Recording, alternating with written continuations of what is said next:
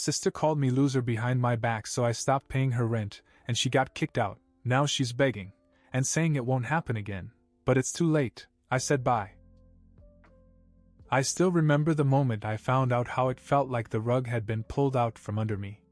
For years I thought I was doing the right thing by supporting my younger sister, Betty.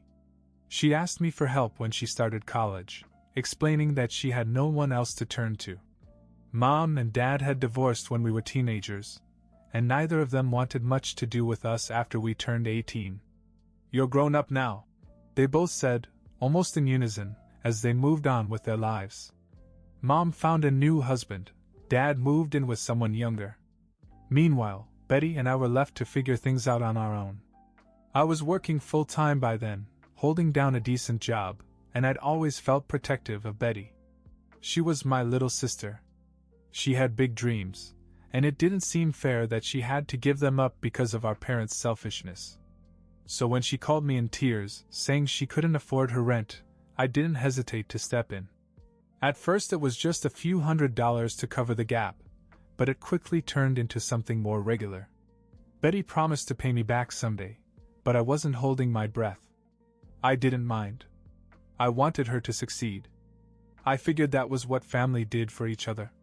Besides the rent, I'd occasionally send her extra money for groceries or books or just because she asked. Sometimes it was $300, sometimes $500. She'd say something like, "I don't know what I'd do without you, Finn." And it felt good to be needed. For years I thought we were close. I thought I was helping her out of a difficult situation. I even ignored the occasional red flags, the flashy clothes, the fancy dinners with her friends, the Instagram posts showing off trips I definitely didn't pay for. When I asked, she'd say her friends had treated her or that she'd saved up. I believed her because I wanted to. Then, one night, it all came tumbling down. Betty's friend Linda showed up at my door, looking like she was on a mission. I barely knew her beyond a few quick introductions when she'd gone with Betty to steal money from me. But that night, she wasn't there to hang out. "I thought you should know the truth about your sister," Linda said, straight to the point. I was confused, but curious enough to let her in. She didn't waste time sugarcoating anything. According to Linda, Betty had been laughing at me behind my back for years. She told her friends that I was a loser, who didn't have a girlfriend because I was too busy playing sugar daddy to my golden sister. Linda claimed that Betty even bragged about how she could guilt me into giving her money whenever she wanted just to keep up with her friends who relied on their parents for everything. At first I didn't believe it. It sounded too ridiculous, too cruel. But Linda was prepared for my disbelief. She showed me screenshots of group chats in which Betty had made these very comments. It hit me like a ton of bricks. This was the sister I'd bend over backwards to support. The one I'd sacrifice nights out and vacations for just so she wouldn't have to stress about bills. I felt sick. But Linda wasn't done yet. She had her own reason for spilling the tea. Betty had been sleeping with Linda's boyfriend behind her back. Linda wasn't just being nice to me. This was revenge. Still, the damage was done. I didn't sleep that night. The more I thought about it, the angrier I became. Betty hadn't just been ungrateful, she'd used me, mocked me, and thrown it all in my face. I decided then and there that I was done being her safety net. The next morning I had a plan. Not only was I going to cut her off, I was going to make sure she knew exactly why. The next day, I showed up at Betty's apartment with what I told her was a surprise gift. She let me in, sounding cheerful, as if nothing was wrong. If she had any idea what was coming, she didn't show it. I walked in and saw her lounging on the couch in her usual way, scrolling through her phone. The place looked way too nice for someone who supposedly couldn't pay the rent without my help. Designer throw pillows, a brand new coffee maker, and what looked like a stack of grocery bags in the corner. I bit my tongue and forced a smile. "Hey, Finn," she said. "What's the occasion?" "Oh, nothing," I replied. "Just wanted to talk." We sat down, and I started off casually, asking about her classes, her friends, and how her life was going. I let her ramble on for a while, pretending to listen, until she mentioned a new restaurant she and her friends had gone to the night before. Sounds expensive, I said, sitting back. She shrugged. Yeah, but it's worth it. You have to treat yourself sometimes, right? That was my opening. Speaking of treating yourself, I ran into Linda yesterday. The color drained from her face, but she quickly recovered. Oh, Linda? What did she do? I didn't answer right away. Instead, I reached into my bag and pulled out a folder I'd brought with me, the screenshots Linda had sent me. I placed them on the coffee table. Would you like to explain this? She froze, staring at the screenshots like they were a bomb about to go off. At first she tried to deny it, laughing nervously and saying that Linda must have doctored them. But when I started reading the messages aloud word for word, she realized there was no way out. So let me get this straight, I said, my voice rising. You called me a loser? You told your friends I'm some pathetic brother with nothing better to do than finance your lifestyle? And you think it's funny to brag about how easy it is to take my money? She opened her mouth to speak, but nothing came out. For the first time in years, Betty didn't have a clever excuse or a guilt trip ready. You have nothing to say, huh? I continued. All these years I've been breaking my back to make sure you're okay, and this is how you repay me? By laughing at me behind my back? Then she started to cry. At first it was the kind of fake tears she used to manipulate me, but when she saw that I wasn't buying it, she went into full panic mode. Finn, I didn't mean any of it. It was just a stupid joke. You know how people talk in group chats, it's all nonsense. I didn't mean to hurt you. Save it, I snapped. I'm done, Betty. I'm done paying your rent, sending you money, and bailing you out. You can make it on your own now, just like Mom and Dad said. And don't bother calling me to beg. You're on your own. She fell to her knees, grabbed my arm and sobbed, promising to change, to make it right, to never talk about me like that again. But I wasn't having it. I don't need you to apologize, I said. I need you to grow up. Good luck with the rent next month. I thought leaving would feel satisfying, like I'd finally gotten my dignity back. But as I drove home, all I felt was anger at Betty for using me, at myself for being so blind, and even at Linda for opening my eyes to something I couldn't deny. For the next month I heard nothing from Betty, which surprised me. I expected the phone calls to start within days, her voice shaking as she begged me to reconsider. Instead, radio silence. It wasn't until 2 weeks later that I got my first clue as to what was going on. A mutual friend of ours, Jake, called me out of the blue. Jake and I weren't particularly close, but we hung out occasionally. I picked up the phone and after some awkward small talk he said, Hey man, I ran into Betty the other day. She asked if I could loan her some money. Something about rent being late. What's up with her? I hesitated, debating how much to tell him. Let's just say I'm not helping her out anymore. Jake laughed. Figured. She said something about you cutting her off. She looked rough, dude. Honestly, I don't think she's told her friends yet. She acted like it was temporary, but I don't know, man. She seemed desperate. Hearing this gave me mixed feelings. On the one hand, it felt like justice. On the other hand, it was hard to shake the years of conditioning.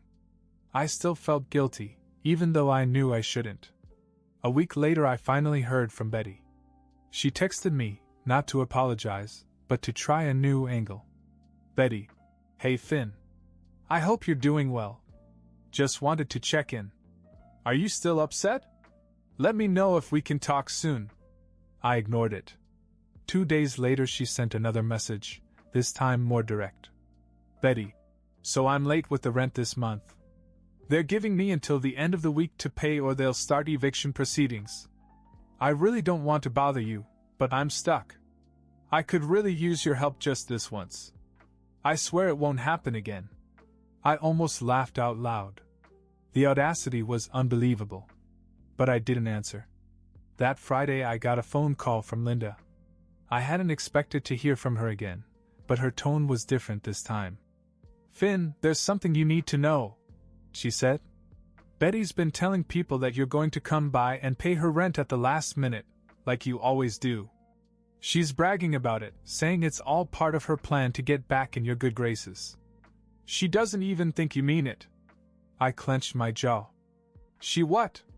I thought you should know, Linda went on.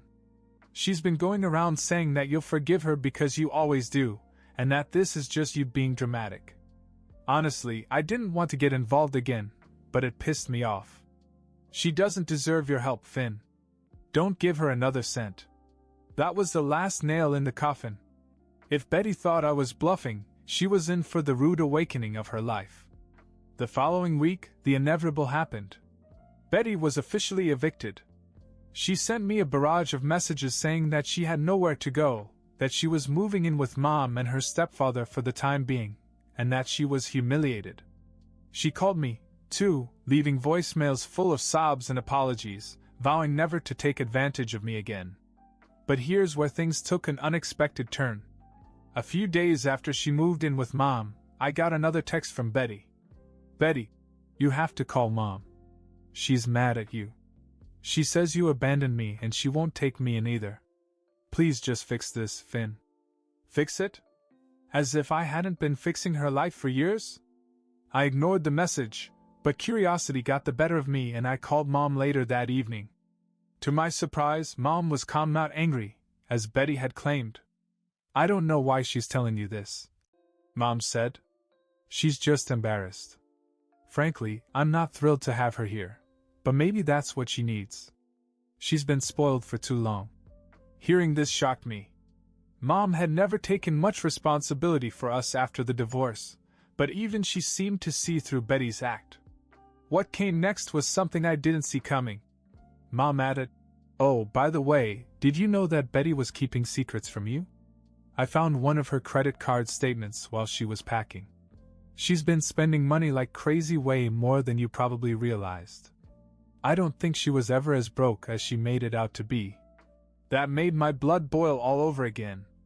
Not only had she lied to me about her finances, but she'd been living the high life while crying poor to me. I thanked Mom for telling me, hung up, and promised myself once again that I was done. But something in the pit of my stomach told me it wasn't over yet. It wasn't long after Mom's revelation that Betty's latest scheme came to light. She couldn't manipulate me anymore, and Mom wasn't exactly rolling out the red carpet for her, so she started reaching out to other family members. It started with a text from Aunt Carla, who lived out of state and wasn't particularly close to either of us. Aunt Carla: "Hi, Finn. I just wanted to check in on Betty. She called me earlier asking for money to help with unexpected bills. Is she okay?" I stared at my phone, stunned.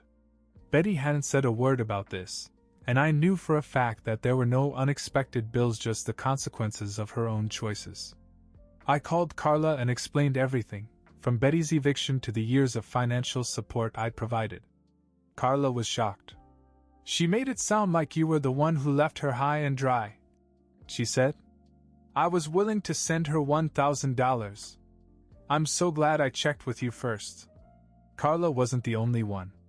Over the next week, I heard from 2 cousins and even Dad, all of whom had been approached by Betty with the same sob story. She spun this tale that I had cruelly abandoned her after years of being her only lifeline. The audacity was almost awe-inspiring. But what really got my goat was when she tried to involve my coworkers. I walked into the office one morning and found a note on my desk. It was from Sarah, one of the administrative assistants. "Hey, Finn, a woman named Betty called here yesterday asking for you. She said it was urgent, and she needed help. I didn't give her any information, but I thought you should know." I felt my blood pressure rise. Betty had crossed every line imaginable, but to drag my professional life into her mess? This was a new low. I called her that night, my anger barely contained. She answered the first ring. "Finn! Oh my God, I'm so glad you called." I cut her off. "What the hell do you think you're doing, calling my office?" There was a pause. "I was just trying to get in touch with you. You weren't answering my texts? So you thought it was appropriate to bring my work into it? Are you out of your mind?" I didn't mean anything by it, she said quickly. I just didn't know what else to do. You're my brother, Finn. I'm desperate. You're not desperate, I snapped. You're manipulative. You've lied to everyone, Mom and Carla, our cousins, spinning this story about how I abandoned you, when the truth is you've been using me for years. You've burned every bridge and now you're trying to ruin my reputation at work? I've had enough, Betty. Don't contact me again. She started to cry, of course, but I hung up before she could say another word. A few days later, I got another message from Linda, this time with more screenshots. Betty had been complaining about me in another group chat, calling me heartless and saying she'd find a way to make him pay. One of her friends even suggested that she report me to HR at work for abandoning family responsibilities. That was it. I sent her one last message, making my position crystal clear. Betty, this is the last time I'm going to say this. Stop contacting me, stop lying about me, and stop dragging me into your mess. If you continue, I will hire a lawyer and we can handle this legally. I have proof of everything you've said and done, and if it goes that far, it's not going to end well for you. I don't want to do this, but I will if you leave me no choice. Consider this your last warning. I knew she wouldn't take it well, and for a while I braced myself for the consequences. But surprisingly, she went silent. No texts, no calls, no uninvited attempts to interfere in my life. It was almost eerie how quickly she disappeared from my world. We didn't speak for 3 years. Not a word. No holidays, no birthdays, nothing. At first, it felt like a relief, a weight lifted off my shoulders. But over time, the silence began to feel strange. Betty wasn't just some random person, she was my sister, someone I'd grown up with, someone I'd once trusted enough to support without question. Still, I wasn't about to reach out. Then one day, fate had other plans. I had a business trip that took me to a small town a few hours away. It was one of those quick visits where I didn't expect to see much beyond the inside of a conference room. But as I walked through downtown looking for a coffee shop before my meeting, I heard someone call my name. Finn? I turned and there she was, Betty. At first I didn't even recognize her. She looked so different. More polished, more mature. Her hair was neatly styled, her clothes professional but casual, and there was something about her expression that I couldn't quite put my finger on. Betty, I said, completely surprised. What are you doing here? She smiled nervously. I live here now. I work nearby. What about you? I explained that I was in town for work, and before I could say anything else, she came over and said, It's been a long time, huh? I nodded. Yeah. 3 years, I think. There was a pause, and then she said, Listen, Finn, I know this is probably the last thing you expected, but I just want to say I'm sorry. For everything. I was a mess back then. I didn't appreciate what you did for me and I took advantage of your kindness.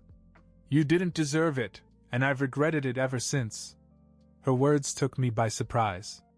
For the first time, it didn't feel like an act or a guilt trip. It felt real. I've learned a lot over the years, she continued. And frankly, you were right to cut me off. It forced me to grow up, to figure out how to stand on my own 2 feet. I have a good job now, I'm in a healthy relationship, and I'm finally in a good place. I just wanted you to know that. I didn't know what to say. Part of me had been preparing for a moment like this, but the sincerity in her voice disarmed me. I'm glad to hear that, Betty, I finally said. It's good to see you doing well. She smiled, and then, to my surprise, she asked, Do you think we could start over? I know I have a lot to make up for, but you're my brother. I'd like us to get back together if you're open to it. I hesitated, but something in her tone told me she meant it. We'll see, I said. Before we parted ways, she invited me to dinner the following week. I told her I'd think about it, and as I walked away, I couldn't help but wonder what the catch was. A week later, I found myself sitting in a small, cozy restaurant in Betty's town. I wasn't quite sure what to expect. Part of me was still cautious, But another part of me, the part that remembered the good times we'd shared before everything went wrong, hoped that this dinner might be a turning point. When Betty walked in, she looked nervous but determined. She hugged me as soon as she reached the table, and for a moment it felt like we were just siblings again, with no tension or baggage between us. Dinner started out light. We caught up on the basics: her job, her boyfriend, my work. She told me that she worked as a project manager for a local company, and that she'd worked her way up from an entry-level position. It was clear that she was proud of herself, and with good reason. As the night wore on, Betty became quieter. Finally, she looked at me and said, "I owe you more than an apology, Finn. You didn't just keep me afloat back then, you gave me a chance I didn't deserve. I was selfish, immature, and frankly, a terrible sister. But if you hadn't cut me off, I don't think I would have ever grown up. I know I can't undo the past, but I want to show you how much I've changed." I didn't know how to respond. Hearing her say that meant more than I expected. Before I could speak, she pulled out an envelope and slid it across the table. "What's this?" I asked. "Just open it," she said. I opened the envelope and my jaw almost hit the table. Inside was $20,000 in cash. "Betty, what is this?" "It's for you," she said. "I've been saving for the last few years. I know it's not nearly enough to repay you for all you've done for me, but it's a start. I want you to have it, Finn. I wouldn't be where I am today if it wasn't for you, and this is my way of saying thank you." I stared at the money, speechless. I never thought I'd see the day when Betty would do something like this. "I can't take this," I finally said. "Yes, you can," she insisted. "It's not about the money, it's about making things right. Please, Finn. Let me do this." After a long pause, I nodded. "All right. Thank you, Betty. That means a lot." For the first time in years, I felt a sense of closure. The bitterness and resentment I had carried for so long began to fade, replaced by something I hadn't felt in years: hope. We finished dinner, and before we left, Betty hugged me again and said, "I know we can't go back to the way things were, but I hope we can move forward." I smiled. "So do I." Since that night, Betty and I have stayed in touch. We're not just siblings again, we're friends. And though it took years of pain and distance to get here, I think we are both better for it. Sometimes happy endings don't look like you imagined, but they're still worth the wait.